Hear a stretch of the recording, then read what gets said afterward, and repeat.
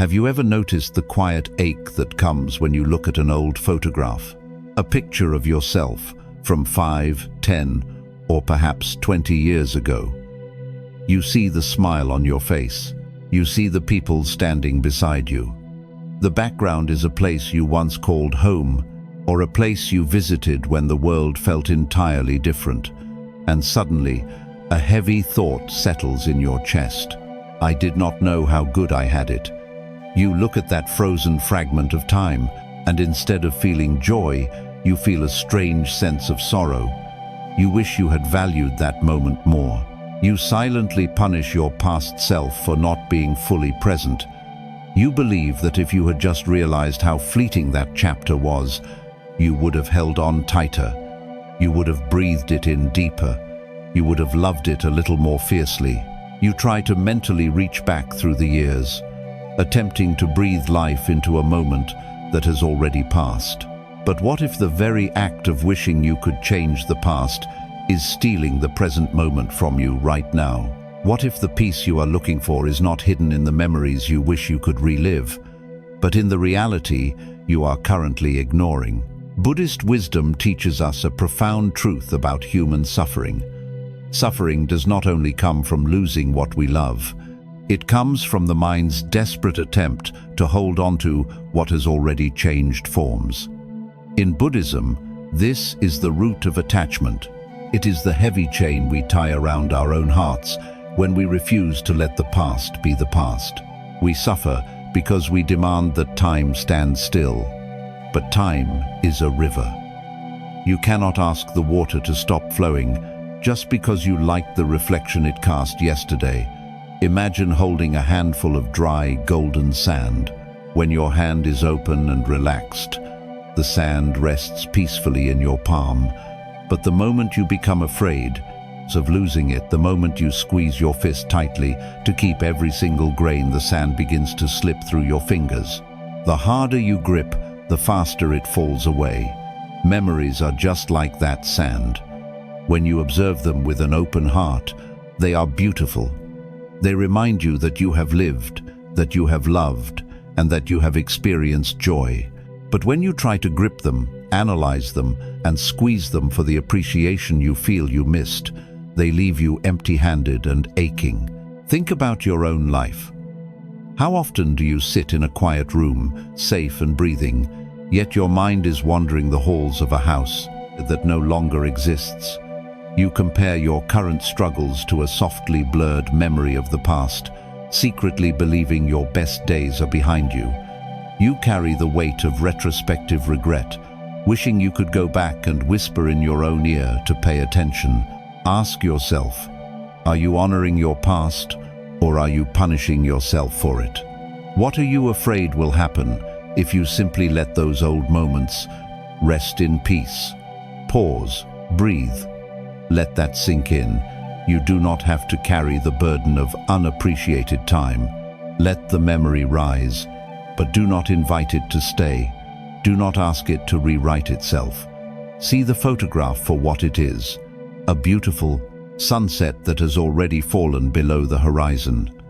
Because peace is not found by running backward, it is found by standing still.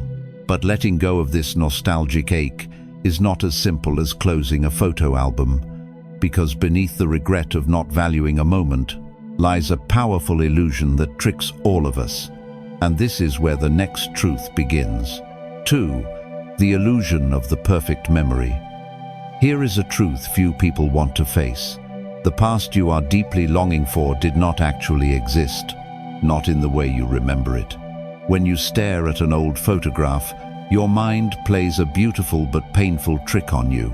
It crops out the edges, it edits out the doubt, the physical exhaustion, and the quiet anxieties you were carrying on that very day. You see a glowing face, a bright afternoon, a younger version of yourself, and you think, I was so happy then. Why did I not realize it? You forget that right before the camera flashed, you might have been worrying about your future. You forget that in that beautiful old apartment you now miss, you often felt lonely or unsure of your path. You look at a picture of a past relationship or a distant family gathering, and you forget the subtle arguments, the unspoken tension, or the heavy burdens of that specific chapter. In Buddhist thought, the mind is a master storyteller. It constantly weaves illusions to pull us away from the reality of right now. When the present moment feels uncertain, overwhelming, or even just ordinary, the mind escapes backward. It paints the past in gold. It creates an idealized, flawless version of history and holds it up to convince you that your best days have already slipped through your fingers. But this is an illusion. Imagine standing on the shore of a dark lake at midnight. You look out over the water and see a bright, glowing path of moonlight reflecting on the surface. From a distance, it looks like a solid bridge of light, smooth and unbroken, leading to a place of perfect peace. But if you were to dive into the water, you would not find a solid bridge. You would find cold, moving currents. You would find the dark, chaotic reality of the deep water. The past is exactly like that moonlight on the lake. From a distance, through the lens of memory, it looks flawless. But when you were actually swimming in it, it was just real life. It was messy. It was imperfect. It was human. Think about your own life. When you find yourself deeply aching for a past chapter, a younger body, or a time when things felt simpler, what are you actually longing for? Are you missing the actual, complex reality of that day? Or are you simply missing a frozen image? Are you craving a closed chapter simply because a closed chapter is safe and the future is unknown? Ask yourself, is this perfect memory bringing you peace, or is it feeding a quiet dissatisfaction with who you are today? You do not need to punish yourself for not appreciating a moment perfectly. You could not have appreciated it perfectly because you were busy living it. You were busy surviving it. You were dealing with the heavy, complex reality of simply being alive. Pause, breathe, observe the thought without following it. The next time your mind tells you that you failed to value your own happiness, gently remind yourself, it was not perfect. It was simply life. Let the feeling rise without making it your identity. You do not have to chase a ghost that your mind has dressed up in gold. Because when you shatter the illusion of a flawless past, you suddenly lift an incredible burden off your own shoulders. And this is where we begin to unpack the heavy, invisible weight of retrospect. 3. The heavy weight of retrospective regret. What if the guilt you feel about your past is just another way of trying to control it? Here is a difficult truth we rarely admit. When we look back at old photos and ache for the moments we did not fully appreciate, we are not just feeling nostalgia. We are carrying the heavy weight of retrospective regret. You look at a picture of your child when they were small, or a photograph with a loved one who is no longer here, or a snapshot of a younger, vibrant version of yourself, and then the internal judgment begins. You tell yourself, I was too stressed about work that day. I was too worried about things that did not matter. I should have been paying closer attention. I should have known how fast it would all disappear. You take the clarity and wisdom you have gathered today, and you use it as a weapon against the person you were yesterday. You demand that your past self should have possessed the sight of your present self. But Buddhism reminds us that this kind of judgment is a form of self-inflicted suffering. In Buddhist thought, compassion must also be extended inward, specifically to the versions of ourselves that did not know any better. We suffer because we believe we failed a test that we did not even know we were taking. But how can you expect someone to see the whole path when they are still walking through the thickest part of the forest? Imagine a strong, deeply rooted tree standing at the end of autumn. All of its leaves have turned gold and fallen to the earth. The tree does not look down at the dry leaves and punish itself for not holding on to them tighter during the summer. It does not ache with guilt for letting the wind carry them away. It simply lets them fall, trusting the quiet cycle of the seasons. It knows that clinging to dead leaves will not stop the winter from coming, and it will only block the new growth of the spring. We are like that tree, yet we constantly try to gather the fallen leaves and tape them back onto the branches. Think about your own life. Think about the heavy stones of should have and if only that you carry in your pockets every day. You punish yourself for rushing through a phase of life. You feel guilty for the times you were impatient with someone you loved. You look at old pictures and mentally scream at your younger self to wake up and look around. But that younger version of you was doing exactly what they knew how to do in that moment. They were surviving. They were learning. They were experiencing the very blindness that would eventually give you the wisdom you have right now. Ask yourself, are you using your present growth to heal your past? Or are you using it to punish yourself? Is this regret making you more present today? Or is it just another way to ignore the beauty of right now? Stop fighting a ghost. Stop trying to change a story that is already written. Pause, breathe. Forgive the version of yourself who did not know how fast the time was moving. You do not need to carry the guilt of being human. You can lay the heavy stones down. You can look at the photograph, smile at the unpolished reality of that moment, and let it go. Because to finally release this regret, you must understand the most powerful and unstoppable force in the universe. A force that terrifies us, yet ultimately sets us free. And this is where the next truth begins. 4. The truth of impermanence. What if the sadness you feel looking at an old photo is not actually regret, but a deep misunderstanding? We take a photograph in a desperate attempt to freeze time. We capture a moment where we felt safe, where we looked young, or where we were surrounded by people we loved, and we silently demand that the feeling should last forever. We feel betrayed when things inevitably change. Relationships shift, children grow up and leave home, friendships drift apart. The places we used to go change their names and empty their rooms. We look back at these closed chapters and we treat their endings as tragedies. We treat the passage of time as a thief. But Buddhist wisdom teaches one of the most fundamental laws of the universe: impermanence. In Buddhist thought, suffering is not caused by the fact that things change.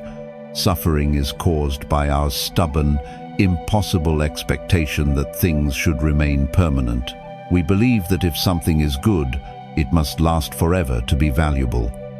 But nature does not work this way. The sun must set. The seasons must turn. A flower must drop its petals to become a fruit. Impermanence is not a punishment. It is the very pulse of existence. Imagine lying in a quiet, open field, watching clouds drift across the vast sky. You look up and see a magnificent cloud illuminated by the bright orange light of the sunset. It is breathtaking. It is perfect. But if you try to put a frame around that cloud, if you demand that the wind stop blowing so it never loses its shape, you will only break your own heart. The wind will blow. The cloud will stretch, dissolve, and vanish into the night. The beauty of the cloud is entirely tied to its brief existence. Its movement is its nature. Your memories are just like those clouds.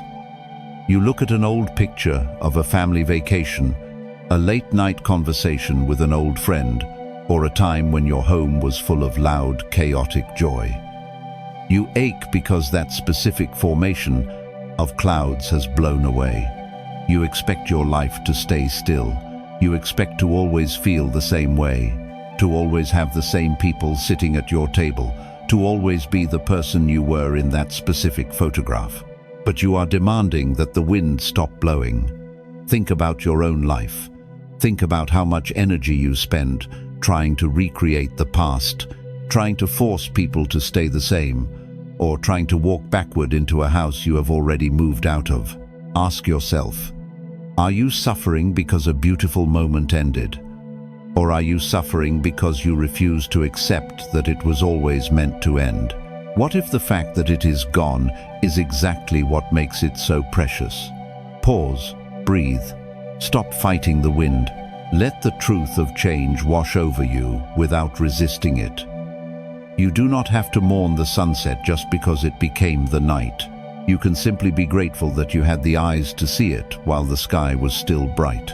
Because realizing that nothing lasts is not a reason for despair. It is the very reason why anything has value at all. But recognizing impermanence is only the foundation. Once you see the truth of change, you must learn how to actually hold your memories without letting them trap you. And this is where the next truth begins. 5. Honoring the past without clinging. How do you hold a beautiful memory without letting it become a cage? When we look at an old photograph, we often blur the fragile line between remembering and clinging. You see a picture of a time when life felt simpler, and a quiet panic sets in. You do not just want to remember the moment, you want to possess it. You want to step back into the frame, close the edges around you, and lock the world out. We mistakenly believe that if we do not hold on to our past with a desperate, tight grip, it means we did not truly care about it. We think letting go is the same thing as forgetting. But Buddhist wisdom offers a different path. It teaches the quiet, powerful practice of non-attachment. Non-attachment is widely misunderstood. Most people think it means being cold, distant, or empty of emotion. They think it means walking away from everything you love. But true non-attachment is the exact opposite. It is the ability to deeply love something, to fully honor it, without trying to own it. It is recognizing that a memory is a beautiful reflection, not a physical destination. Imagine walking by a still lake on a quiet, cloudless night. You look out over the dark water and see the perfect, glowing reflection of the moon. It is breathtaking. It makes you feel deeply at peace. But if you try to reach your hands into the dark water to scoop the moon out, to capture it and take it home with you, what happens? You only disturb the water. You break the reflection, and you are left standing in the cold with empty hands. To honor the moon, you must simply sit by the water, appreciate its light, and know that you cannot carry it in your pockets. We try to scoop the moon out of the water every time we refuse to let a memory stay in the past. You look at an old picture of a friendship that drifted apart, and you try to force contact just to recreate a feeling that has already expired. You look at a photograph of a younger you, and you reject your current self because you do not look the same. You refuse to accept the joy of right now because it does not look exactly like the joy of yesterday. You disturb the water of your present life, trying to capture a reflection of the past. Think about your own life. Think about how exhausting it is to constantly try to resurrect what has already rested. Ask yourself, are you honoring your past, or are you trying to pack it into a heavy suitcase and drag it into a future where it no longer belongs? What would it look like to simply say, "Thank you" to a memory, and then leave it where it happened? Pause. Breathe. Let the feeling rise without making it your identity. You can love a chapter of your life without needing to reread it every single day. You can look at a photograph, feel the warmth of the moment, and then gently close the album. Because when you stop trying to possess your memories, they stop possessing you. You finally make space for the life you are actually living. But there is a dangerous line we cross when nostalgia turns into action. When we decide that remembering is not enough, and we try to force our way back in, and this is where the next truth begins. 6. The futility of reopening closed doors. What if the most destructive thing you can do to a beautiful memory is try to recreate it? Here is a hard truth about nostalgia. It rarely just wants to be felt. It usually wants to be fed. You look at an old photograph of a friendship that used to mean everything to you. You see the laughter captured in the frame. You remember the late-night conversations. And suddenly, just remembering is no longer enough. The nostalgia tricks you into action. You send a text.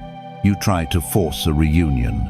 You try to go back to an old city an old relationship, or an old habit, convinced that the magic you feel in your chest is still waiting for you there.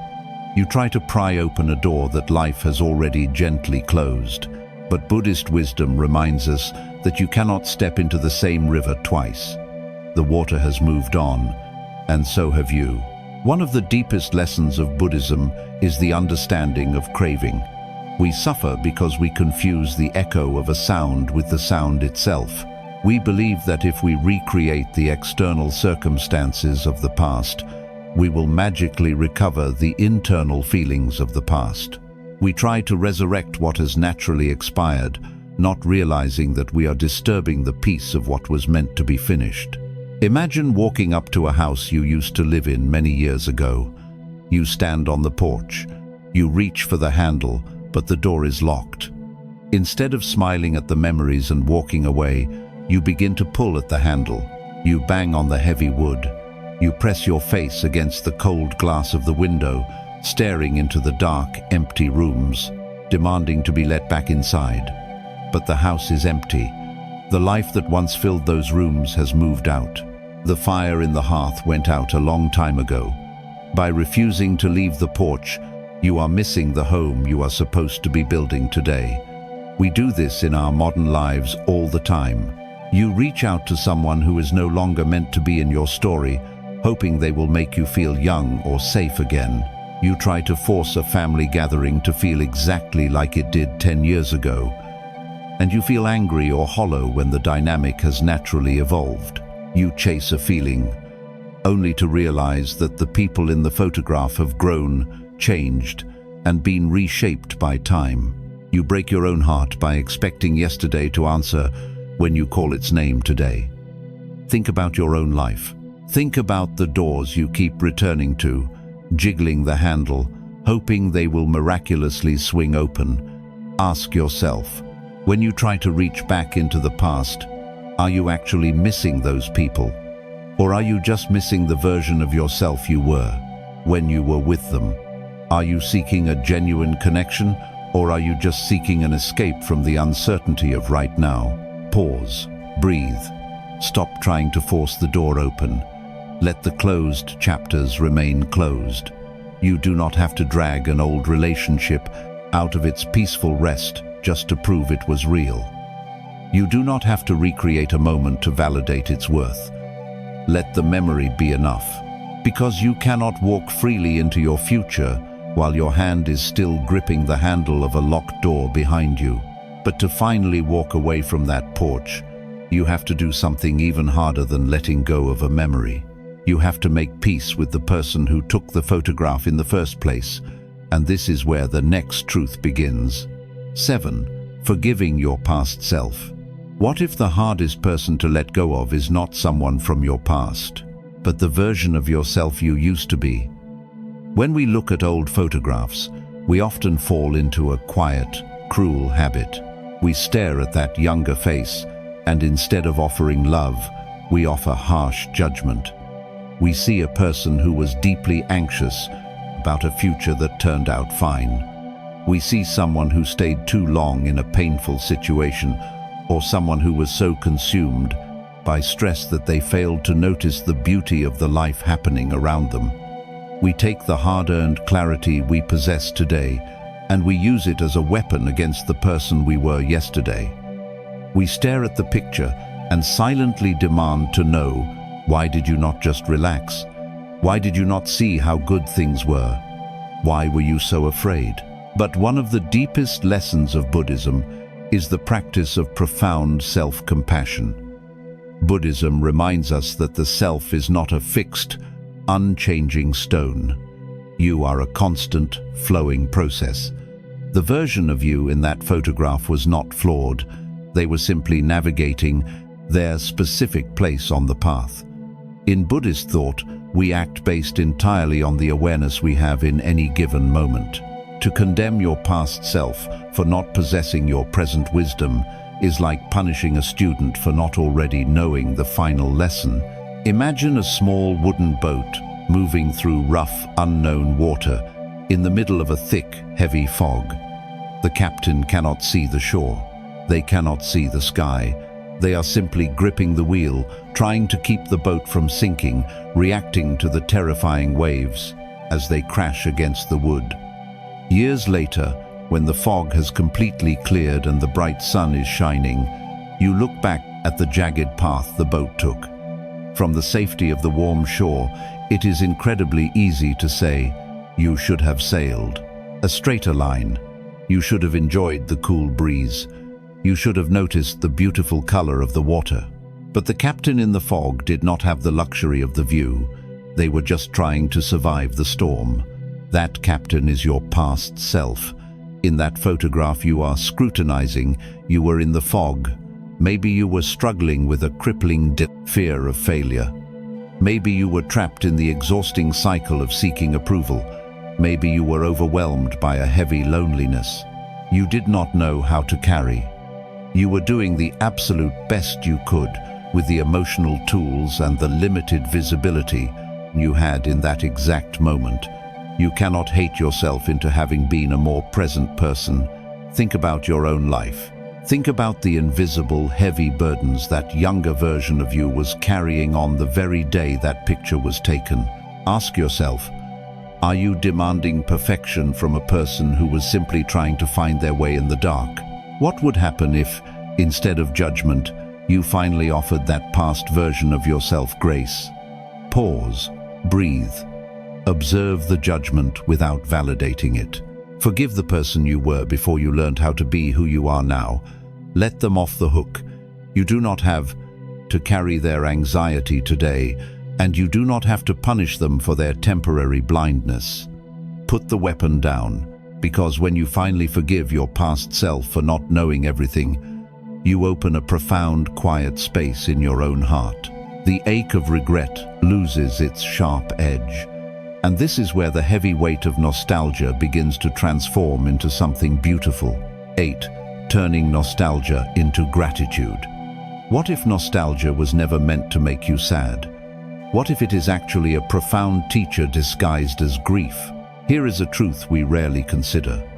When we look at old photos, we treat nostalgia like a heavy anchor dragging us into the depths of sorrow.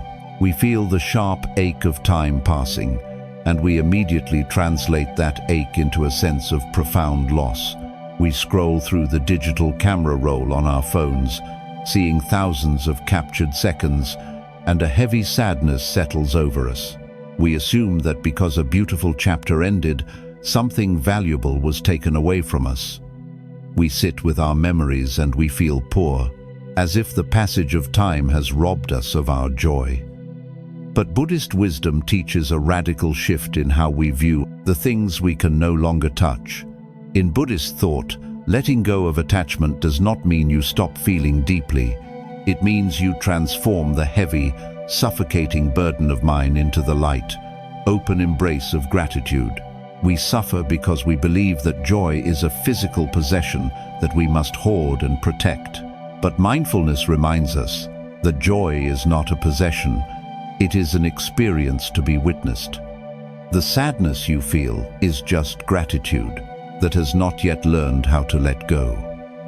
Imagine a tired traveler walking through a dark, dense forest. Suddenly, they stumble into a small clearing where a single, incredibly rare flower is blooming in a narrow beam of warm sunlight. The traveler sits and watches it for an hour, captivated by its brilliant color. But eventually, the earth turns. The sun shifts behind the trees, the light fades, and the fragile petals of the flower slowly close. The traveler now has a choice. They can spend the rest of their long journey weeping because the light moved and the flower closed. Or they can walk the rest of the path with a quiet, unshakable smile, deeply grateful that they were incredibly lucky enough to stumble into that specific clearing at the exact moment the flower was open. Your memories are that rare flower. Think about your own life. Think about the family dinners where everyone was laughing around the table, the quiet, ordinary mornings in an apartment you no longer rent, the deep, late-night conversations with a friend who has since drifted away. You are not a victim of time because these things eventually ended. You are a remarkably fortunate witness because they happened at all. You were lucky enough to cross paths with that beautiful moment while the sun was still shining on it. Ask yourself, are you viewing your past as a museum of things you have lost, or a gallery of gifts you were given? Is the quiet ache in your chest a sign that you are empty, or is it actual, undeniable proof of how deeply you are capable of loving this life? Pause, breathe, shift the narrative in your mind. The next time the ache of nostalgia rises, do not push it away, but do not let it drag you into regret. Simply witness the memory, smile at the photograph, and whisper to yourself, I was there, I witnessed it, and it was beautiful. Because when you stop grieving the passage of time, you realize that time never actually stole your joy. It only gave you the canvas to experience it. But gratitude for the past is only a bridge. It must eventually lead you back to the only place where you can actually breathe, feel, and exist.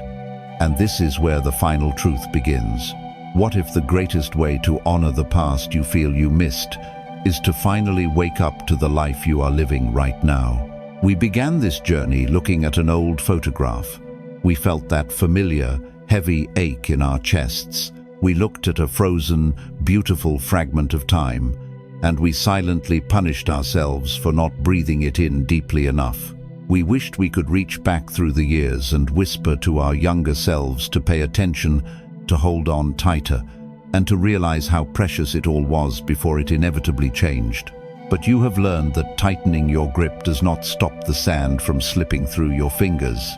You have seen that demanding the wind to stop blowing only breaks your own heart, and that trying to pry open a locked door on a house you no longer live in will only leave you standing in the cold. You have learned that the younger version of you in that photograph was simply doing the absolute best they could, navigating the heavy fog with the only tools they had. The deepest lesson of Buddhist wisdom is not about simply forgetting where you came from. It is about realizing that life only ever happens in one place, here, now. When you pour all of your emotional energy into a chapter that is already closed, you are abandoning the only moment you actually have the power to experience. Imagine standing on the bank of a beautiful, fast-moving river. You see a vibrant golden autumn leaf floating on the surface of the water, passing right in front of you. It is perfect. You watch it drift downstream, and as it disappears around the bend, you start running along the muddy bank, chasing it. You keep your eyes fixed entirely on the water far ahead, desperately hoping to catch one more glimpse of that single, specific leaf. But while you are running, looking away, you are completely missing the thousands of other beautiful leaves falling onto the water right beside you. You cannot breathe yesterday's air. You cannot swim in yesterday's water. Think about your own life right now. Look around at the ordinary, quiet reality of your present day, the room you are sitting in, the normal, uneventful routine of your morning, the people whose voices you hear every single day, the body you are currently living in. 10 years from now, today will be nothing more than an old photograph. 10 years from now, the struggles you have right now will seem distant and small. The people sitting in your living room will be older. The version of you staring in the mirror will have changed. 10 years from now, you will look back at this exact day, and you will feel that familiar ache. You will think, I did not know how good I had it. Do not let today become another moment you have to forgive yourself for missing. Pause, breathe. Feel your feet on the ground. Let the photograph stay in the album. Honor your past by living fully today. Give the present moment the deep, undivided attention you wish you had given to yesterday. You do not have to live backward anymore. You can let the past be a beautiful place you visited, rather than a home you are desperately trying to return to. If these lessons touched your heart, share this video with someone who may need a little more peace today. You can let go now.